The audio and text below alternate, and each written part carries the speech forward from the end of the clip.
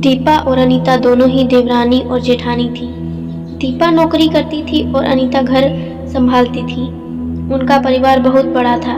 सास ससुर और उन दोनों के बच्चे कुल मिलाकर घर में 10 लोग थे।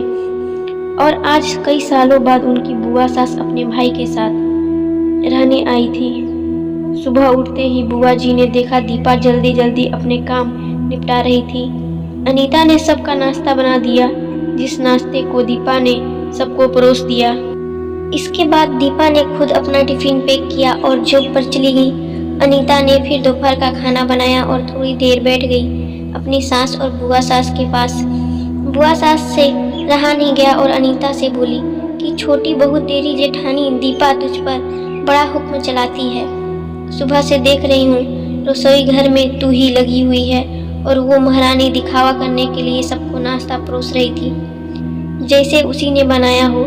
ये सुनते ही अनीता ने अपनी बुआ सास की तरफ देख और बड़ी प्यार से कहा, नहीं ऐसी कोई बात नहीं है बुआ जी, दीपा बहुत ही अच्छी है। बुआ बोली, तू बहुत भोली है अनीता, पर मैं सब समझती हूँ। इतनी बूढ़ी मैं ऐसे ही नहीं हुई।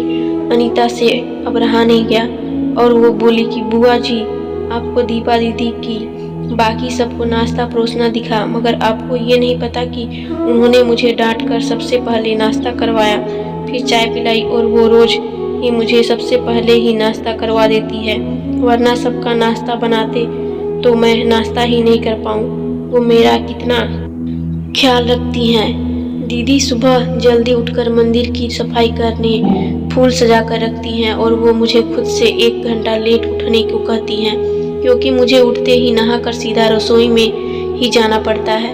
शाम को ऑफिस से आते वक्त दीदी बाजार से सब्जियां भी लेकर आती हैं, क्योंकि हमारे हस्बैंड रात को लेट हो जाते हैं। और दीपा दीदी ने सासू माँ को बाजार जाने के लिए मना किया है, क्योंकि माँ जी अब 60 साल से ऊपर हो चुकी हैं, कहीं बाजार जाते समय उन्हें तकलीफ ना हो जाए।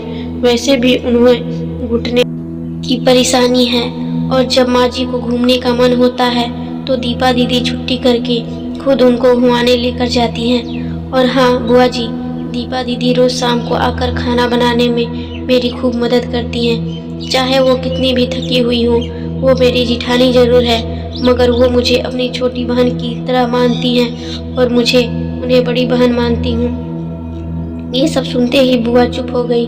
शायद उसकी चुगली अनीता के आगे फेल हो चुकी थी। शाम को दीपा सब्जी की थैली अनीता को पकड़ाते हुए बोली कि अनीता, सब्जियों के साथ वाले थैले में तुम्हारी फेवरेट लेखक की किताब भी लाई हूँ। ये सुनकर अनीता खुश हो गई और बोली, थैंक्स दीदी।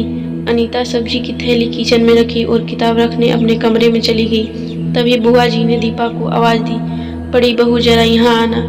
दीपा बोली, जी बुआ जी। तभी बुआ बोली कि तुम इतनी मेहनत करके कमाती हो और ऐसे ही फालतू किताबें खरीद कर पैसे को बर्बाद कर रही हो, वो भी अपनी देवरानी के लिए। वो तो वैसे भी घर में रहती है, क्या तुम दिन भर मेहनत करती हो और वो घर पर आराम करती है। इस बात पर दीपा मुस्कुराई और बोली, क्या बुआ जी, आराम? और अनीता, उसे तो कहकर आराम करवाना पड़ता है। सुबह से बेचारी लगी ही रहती है। किचन में सबकी अलग अलग पसंद, मेरे और उसके मिलाकर 4 बच्चों का टिफिन सब वो ही करती है। फिर भी उसके चेहरे पर हमेशा एक सुंदर सी मुस्कान ही रहती है। सुबह की चाय पीने का भी समय नहीं रहता उसे, और जब दोपहर बच्चे आते हैं तो फिर उनका खाना, उनकी पढ़ाई सब वही देखती है। वो है, इसलिए मुझे बच्चों की चिंता भी नहीं रहती है और मैं अपना पूरा ध्यान ऑफिस में लगा पाती हूँ। कुछ दिनों पहले ही प्रमोशन मिला है। मम्मी पापा की दवाई कब खत्म हुई और कब लाना है, ये सब वही ध्यान रखती है। घर पर भी कभी कौन सा रिश्तेदार आता है, उनकी सेवा भी वही करती है। और बुआ जी, घर पर रहकर घर और बच्चों संभालना कोई छोटी बात नहीं।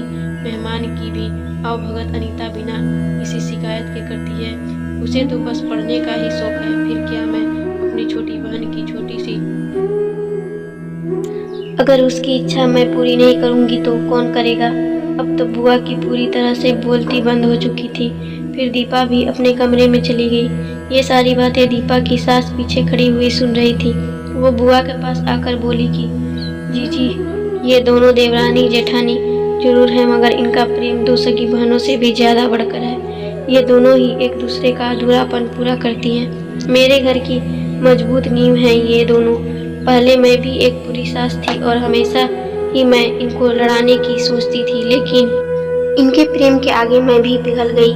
और वैसे भी इनका लड़वा कर नुकसान तो हमारे ही घर का है ना, इसलिए मैं भी इनके ही प्रेम में मिल चुकी हूँ।